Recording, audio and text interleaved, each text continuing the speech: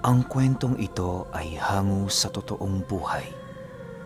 Karanasan ito ni Ente. Taong 1981, Tandag, Surigao del Sur.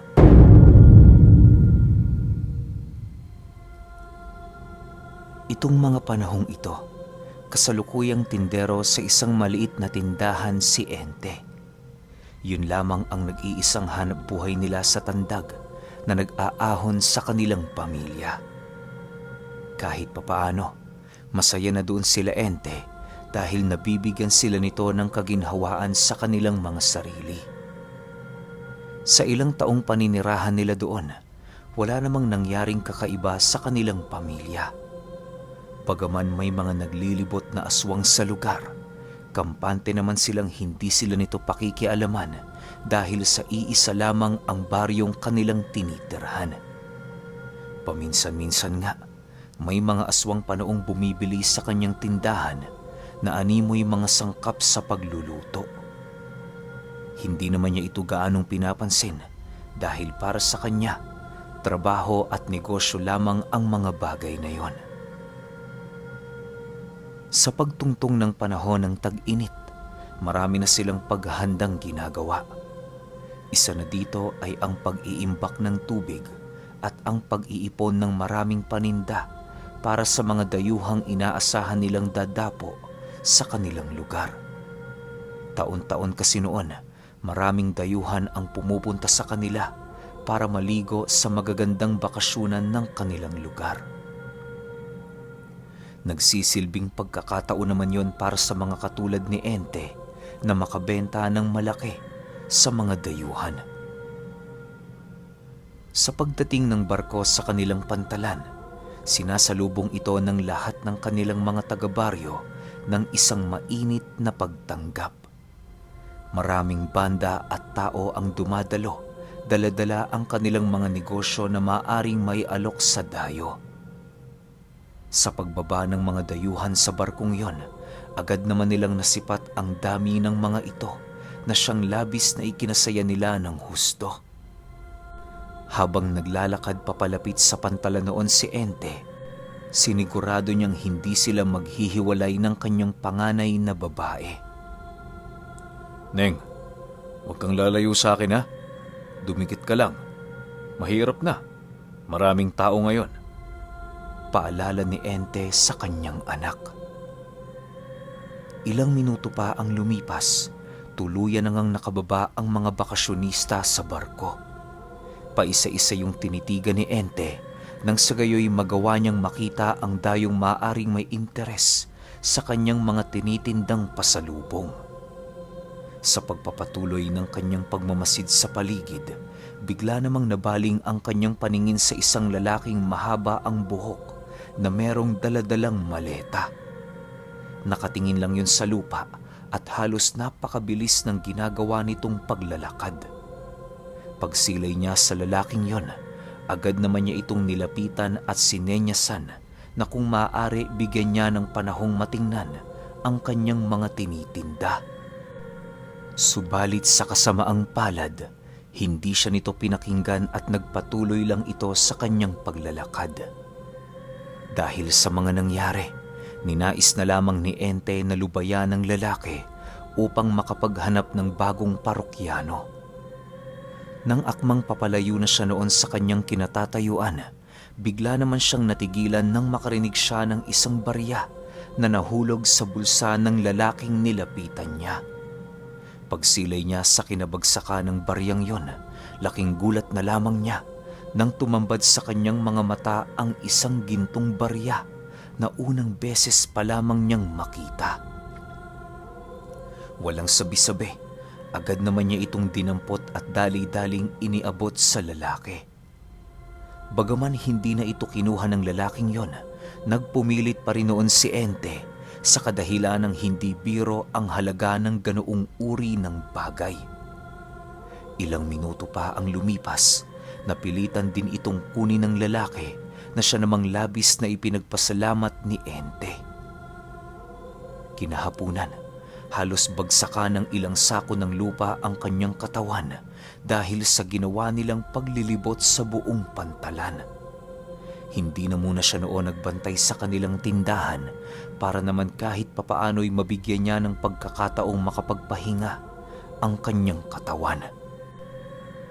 Ilang oras pa noon ang lumipas, tuluyan na ngang nakabawi ang katawan ni Ente mula sa pagod. Nang masipat niyang abalang-abala noon ang kanyang asawa sa kanilang tindahan, agad naman niya itong pinuntahan para tulungan. Pagdating niya roon, nakita niyang napakaraming parokyano ang bumibili sa kanila ng mga kakanin at iilang inumin. Marami din doong nagkakasiyahan sa lugar, gawa ng may isang malaking selebrasyong idinadaos sa kanilang baryo. Kung hindi siya nagkakamali, ang selebrasyong yon ay ginagawa lamang tuwing maraming dayo ang napapadpad sa kanilang bayan. Dahil sa ganoong pangyayari, kung kaya't kahit gabi na, nananatili pa ring nakabukas ang kanilang tindahan. Sa pagsapit ng 10:00 ng gabi, bigla namang nagulantang si Ente nang masipat niya ang paglapit ng isang lalaking nahulugan kanina ng barya.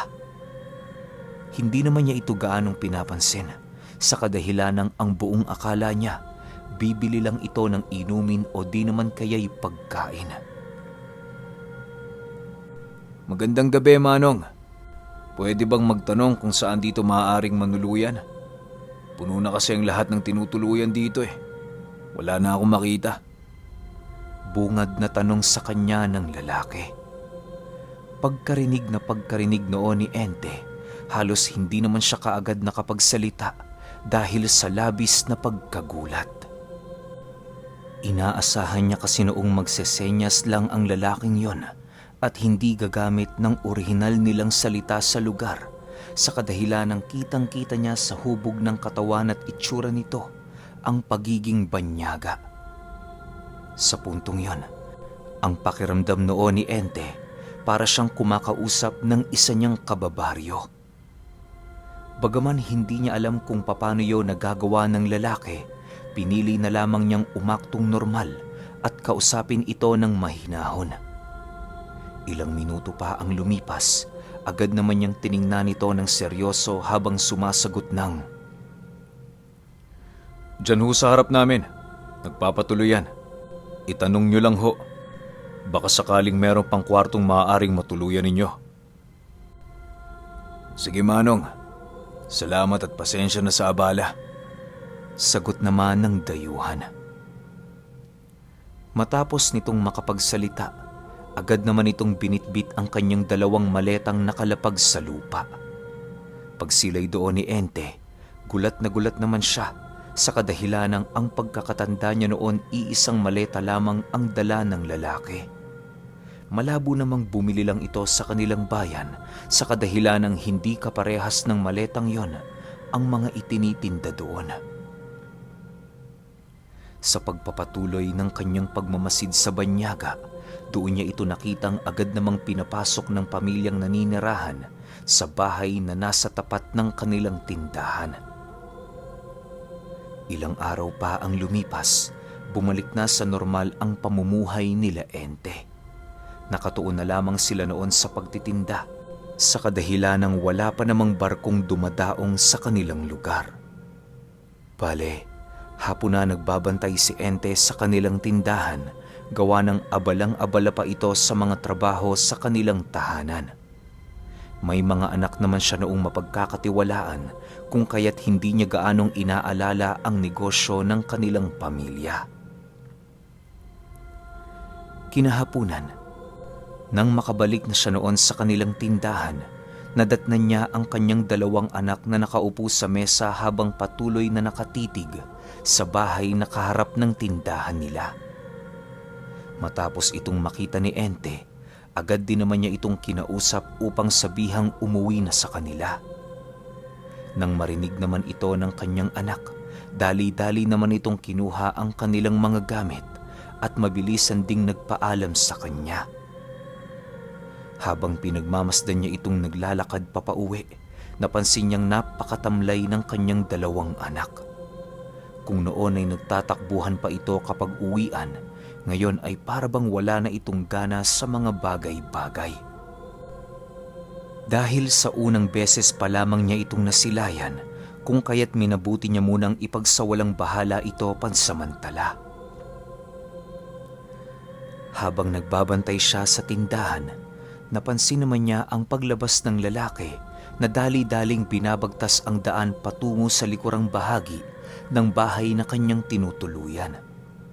Pasipat-sipat pa yun sa paligid na parabang ayaw nitong makita siya ng ibang mga taong napapadaan sa lugar. Sa pagkawala ng banyaga sa paningin ni Ente, muling bumungad sa kanyang mga mata ang pamilya ng may-ari na dahan-dahang sinusundan ng lalaki. Habang naglalakad ang mga ito, napansin niyang nakaayos yon sa isang hanay na parabang wala sa kanilang mga sarili. Bagaman nakakaramdam na siya ng kakaiba sa mga taong yon, pinili pa rin niyang tingnan ito bilang isang mga ordinaryong tao. Sa pagbalik niya sa kanilang tahanan, nadatnan niya ang kanyang mga anak na maaga pang natulog. Tinanong niya noon ang kanyang asawa kung bakit maaga pang natulog ang mga ito, subalit maging ito man, hindi alam kung ano ang mga nangyayari. Kinabukasan, doon na nag-umpisang mag-alala si Ente, gawa ng inapoy na ng lagnat ang kanyang dalawang anak. Hindi na din niya ito nakakausap sa kadahilanang sa bawat paggalaw nito, bukang bibig nito ang labis na pagkahilo. Nang mapagtanto niyang peligroso na ang ganoong sitwasyon, napagpasyahan niyang ilapit na yun sa albularyo. Habang naglalakad sila ng kanyang asawa, panay naman ang ginagawang pagsusuka ng kanyang mga anak. Hindi na muna niya ito gaanong pinansin sa kadahilanang wala naman siyang ideya kung ano ang sakit na iniinda ng dalawa. Ilang minuto pa ang lumipas, tuluyan na nga silang nakarating sa tahanan ng albularyo. Kampante siya noong malalaman nito ang kasalukuyang karamdaman ng kanyang mga anak, sa kadahilanang yon ang pinakamagaling na albularyo sa kanilang bayan. Tao po! Manong Duming! Nandyan ho ba kayo? Wika ni Ente habang panay ang pagkatok sa tahanan ng albularyo. Maya-maya pa, bigla na lamang siyang napaatras ng mabilisang binuksan ng matanda ang entradang pinto ng kanyang tahanan. Pagbungad ng kanyang paningin sa pamilya ni Ente, agad namang nasipat ng albularyo ang daladala nitong mga bata na inaapoy ng lagnat. Diyos ko, anong nangyari sa mga yan? Gulat na wika ng matanda pagsilay niya sa mga anak ni Ente na kalong-kalong nito. Nang marinig naman nilang mag-asawa ang sinabi ng albularyo, tanging pananahimik lang naman ang kanilang nagawa sa kadahilanang wala silang kaide-ideya kung bakit nangyayari ang ganoong mga bagay. Maya-maya pa, agad naman silang pinapasok ng matanda at kasabay nito ang kanyang pagkuha ng mga langis at halamang gamot. Habang nasa kasagsagan nito ng panggagamot, doon ipinaliwanag sa kanya ng albularyo kung bakit nagkaroon ng ganoong uri ng karamdaman ang kanyang dalawang anak. Ayon rito, na maaaring ang mga batang yon nakalanghap ng isang hangin na merong dalang salot.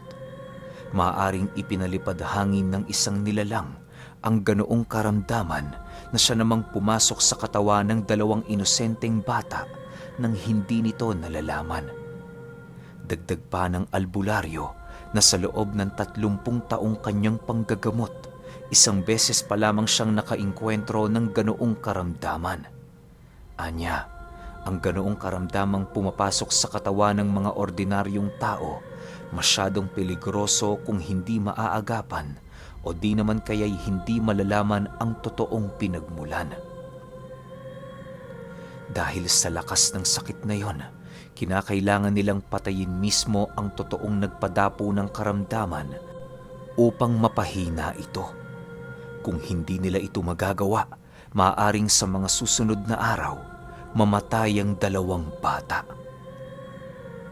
Ente, Saan mo ba ito pinapapunta? Hindi ba't sinabihan ko na kayo noon pa na huwag niyong papupuntahin kung saan-saan ang mga bata? Wika ng manggagamot habang tinatawas ang dalawa.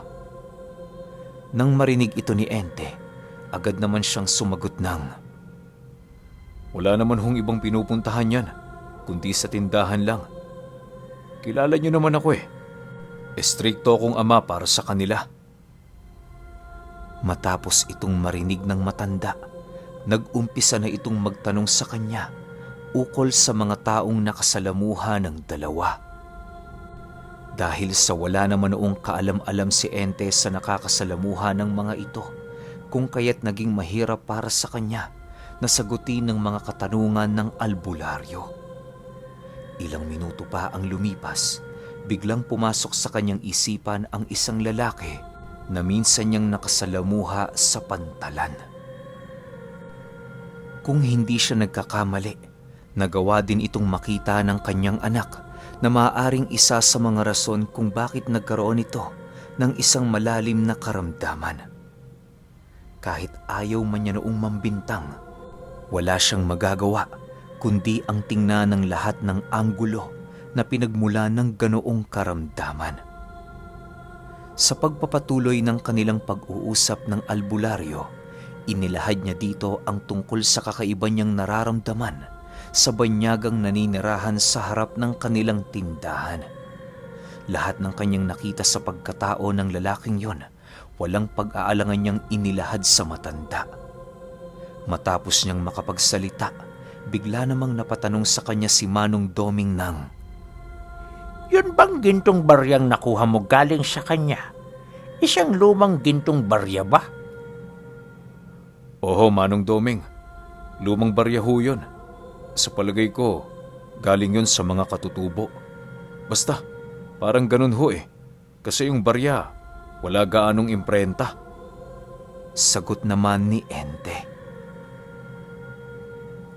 Nang marinig ito ng matanda, doon na ito dahan-dahang kinutuban sa kadahilan ng meron siyang nasagap na balita ukol sa isang uri ng mga aswang na nag-iiwan ng isang gintong barya sa lugar na kanilang pinupuntahan upang magsilbing paalala sa sinuman na nadapo ang kanilang lahi sa lugar. Matapos itong mapagtanto ni Manong Doming, doon na siya nag-umpisang magsalita ukol sa natatanging aswang na nasa hanay ng uri ng mga pispis. Ayon sa kanya, nabibihira lamang makalaban ang ganoong uri ng mga nilalang sa kadahilan ng papalit-palit ito ng katauhan. Kaya nitong gumaya ng kahit na sinong tao para lamang magawa niyang maisakatuparan ang lahat ng kanyang plano.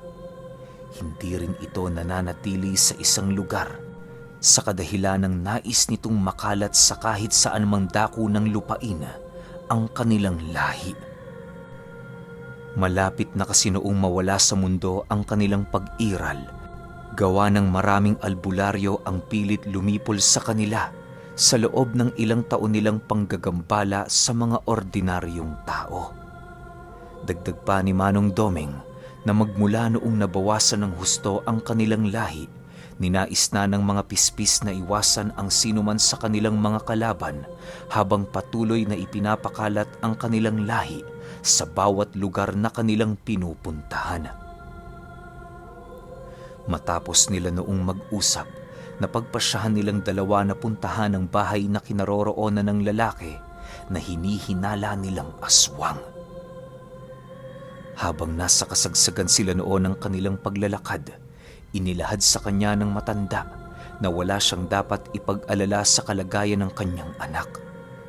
May mga gamot na kasi doong ipinainom ang matanda na maaaring magpakalma ng karamdaman nitong iniinda. Ilang minuto pa ang lumipas, narating na nga nila ang tindahan nila Ente. Pansamantala muna silang nagkubli sa mga lamesang naroon upang mapagmasdan nila ng maigi ang bahay na tinutuluyan ng lalaki. Sa pagpapatuloy ng kanilang pagmamasid sa paligid, laking gulat na lamang nila nang masipat nila ang iilan sa kanilang mga kababaryo na nagsisilabasan sa lugar. Halos karamihan sa mga ito ay merong daladalang mga pagkain na parabang nanggaling sa isang piging. Pagsilay nila sa looban ng bahay, laking gulat na lamang nila nang tumambad sa kanila ang lalaking nakikipag-usap sa iilan nilang kababaryo. Hawak-hawak nito ang supling ng may-ari ng bahay na kanyang tinutuluyan na parabang kaisa na siya sa pamilyang yon. Dahil sa kanilang mga nakita, ninais naman nilang paalisin na muna ang lahat ng taong naroon bago tuluyang komprontahin ang dayo. Manong Doming, sa tingin niyo ho, kakayanin ba natin ang demonyong yan? Tanong ni Ente. Kaya natin yan, iho. Manalig ka, sapagkat nasa panig natin ang Diyos Ama. Sagot naman ng albularyo.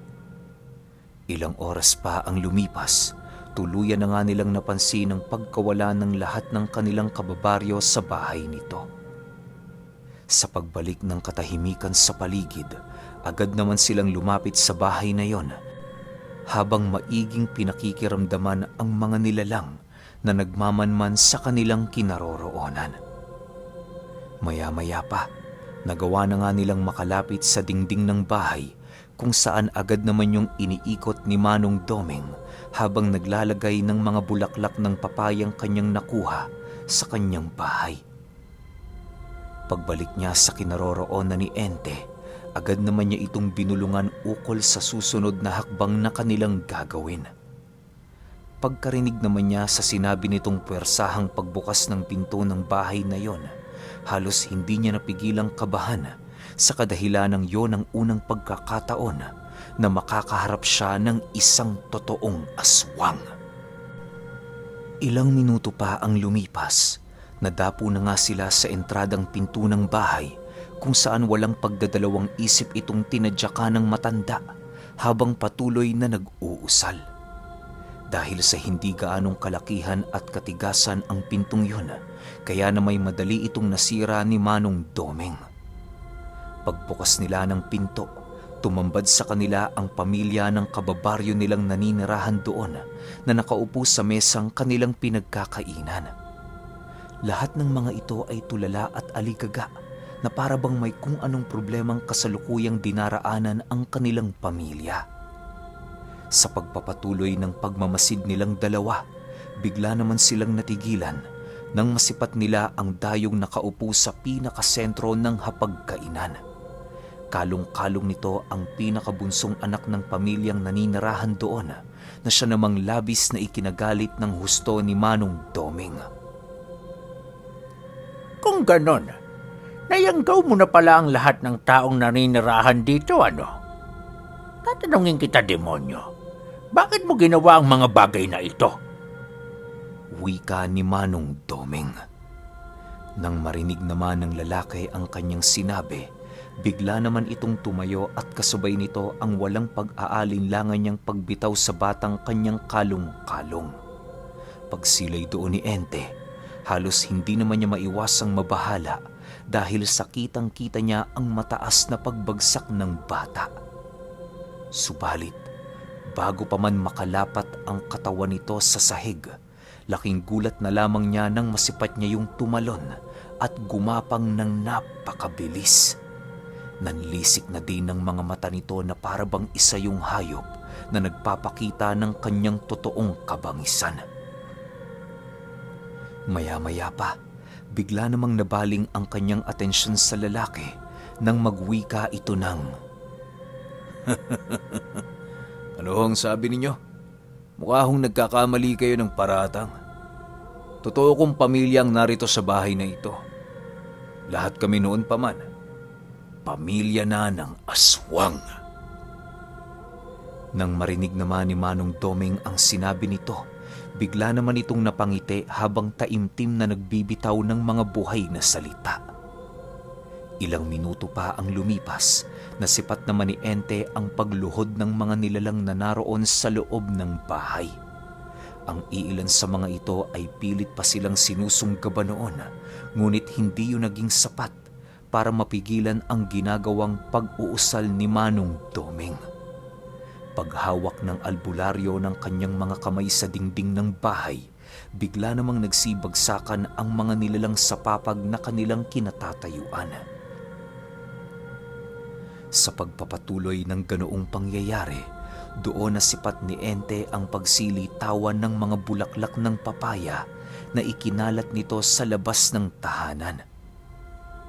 Maya-maya pa, nabaling naman ang kanyang paningin sa mga aswang nang masipat niyang nalulusaw na ang mga balat kayo nito na parabang labis ang pagtaas ng temperatura sa loob ng tahanang yun. Tigilan mo yan! Lumabang ka ng patas! Tigilan mo yan! Huwag mo kaming sumpain! Wika ng lalaki habang patuloy nitong inaalis ang mga balat nilang unti-unting nalulusaw. Matapos naman itong marinig ng albularyo, mas nilakasan niya pa noon ang kanyang pag-uusal upang mas pabilisin ang kamatayang naghihintay sa mga aswang. Ilang minuto pa ang lumipas, tuluyan na ngang nalusaw na parang kandila ang mga ito na hindi naglaon ay buto na lamang ang natira sa kanilang mga katawan.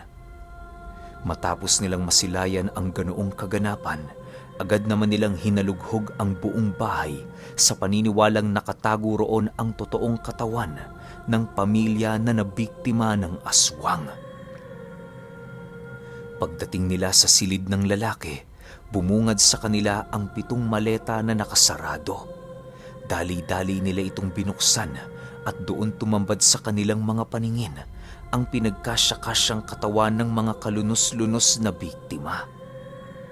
Matapos nilang masilayan ang lahat, napagpasyahan nilang sunugin ang tahanang yon upang wala nang makakita sa mga totoong pangyayari.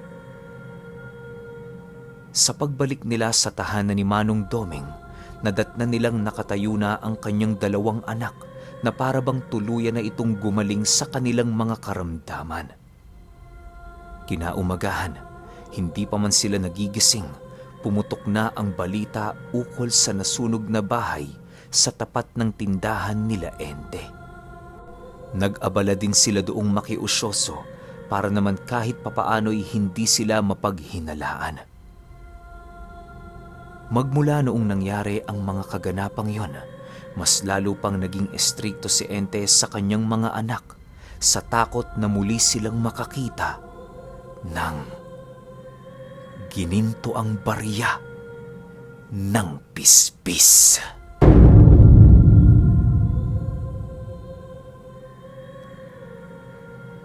Okay, opinyon ko sa kwento. Ngayon ko lang narinig yung gininto ang barya ng pispis, yung mahuhulog tapos parang yun yung magsisilbi niyang marka. At ang malupit nito, hindi marka sa buong bahay, marka sa buong lugar. Ganun pala kalakas yung mga pispis, no? Pero hanga ako dito sa kasama nilang albularyo. Napakalakas. Anong pangalan nun? Manong Doming. Yan, sobrang lakas nito. Isipin nyo hindi na nga nabanggit kung anong klaseng dasal o kung anong klaseng mga agimat yung daladala niya. Napakasimple lang. Bulaklak ng papaya. Pero totoo yan, maniwala kayo sa akin. Kasi nung bata pa ako, may pabarilan sa Kalentong. Ang daladala niya lang, dahon ng papaya. Tapos binabaril yun ng mga pulis na may halong usal. Yung mga bala lumilihis dun sa dahon ng papaya. Pero itong bulaklak ng papaya, ngayon ko lang narinig to. Sobrang angas nito. Sana may kwento pa si Manong Doming, no? Kaso mukhang wala na eh. Malay natin, di ba?